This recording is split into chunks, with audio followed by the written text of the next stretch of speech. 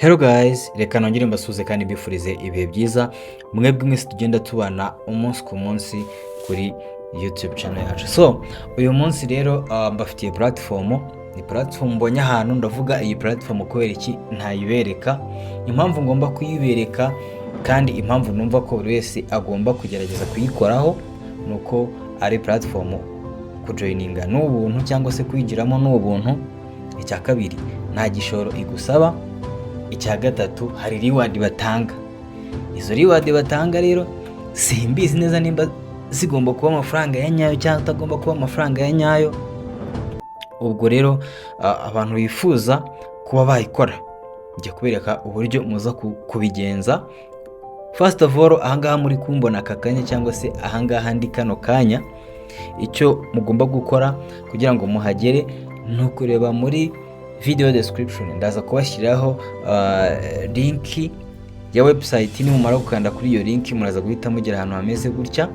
Icyo uraza gukora no guhita ugera muri Play Store bakagusaba ku downloading application.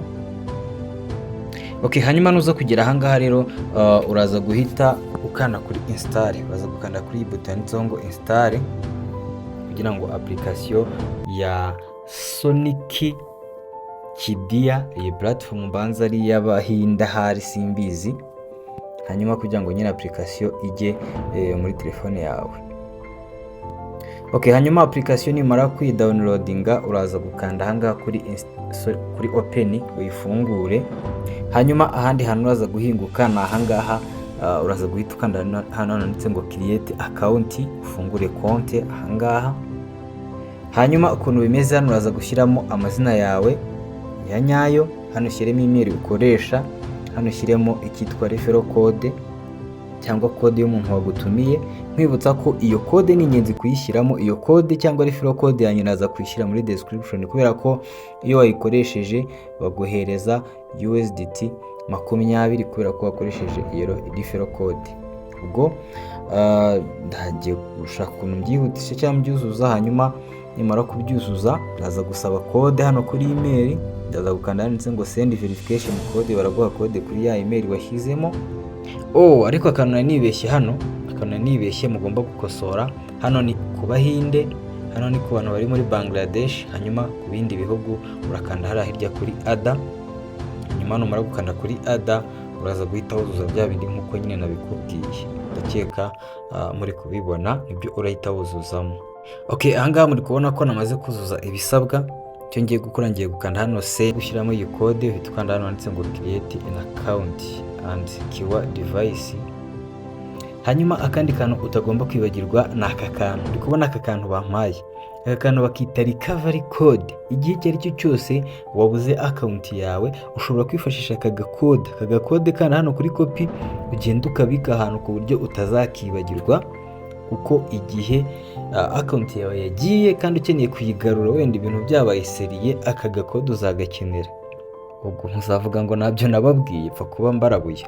Hanyuma ibyo nibirangira wamaze kugakopiya kuno urahita ukanda kuri button zongo saved. Okay, hanyuma rero nuza kugera ahangaha muri kubona ko ngiyewe natangiye. Ibi ni ibihugu cyangwa se city cyangwa se imijyi abantu bamayiringa coin baba bagiye baherereyemo, nibyo baba bagiye bamakinga ku migabane nyine igiye itandukanye cyangwa ku mibumbe igiye itandukanye. Okay, uri kubona hano Toto coin bampaye kubera ko nakoresheje referral code. Bunda koresha referral code na akazi ke. Referral code yanjye dore ni iyi ngiyi niyo musabwa kuza gukoresha kugira ngo muze kugaininga aya madolari 20. Ubwo ibyo ngibyo nyine nabarabuye ntabwo tubisubiramo. Utabikora nyine nta kintu ari buze kubona nyine, bwo utabikora ze kwihangana. Hanyuma nuko nguko baregisteringa cyangwa se nuko nguko bafungura account.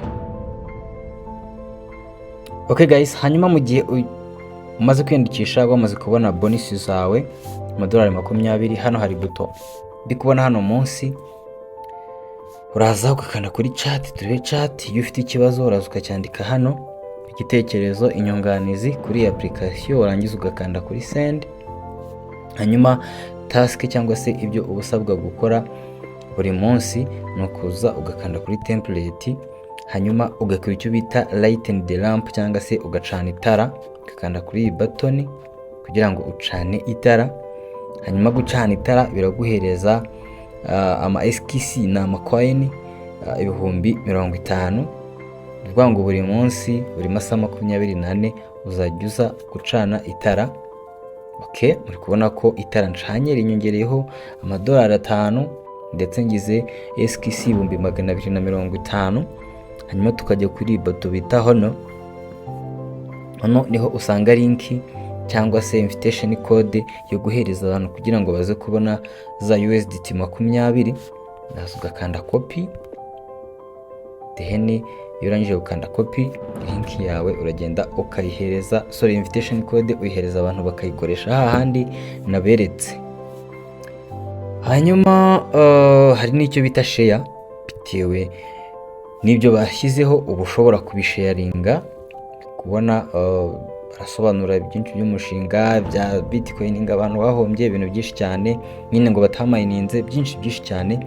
So ushobora kuza ugakanda kuri share, hanyuma gukanda share, gusharinga aka kantu biguhereza SKC, cyangwa bituma ubona SKC izi coin 50,000, ubwo ni $5 cyangwa se amadolari angahe 5. Iyo ukanze kuri share gutya, hano baguhereza ibyo ugomba gusharinga, ukabisharinga, hanyuma ukaza kugaininga ziriya bonus.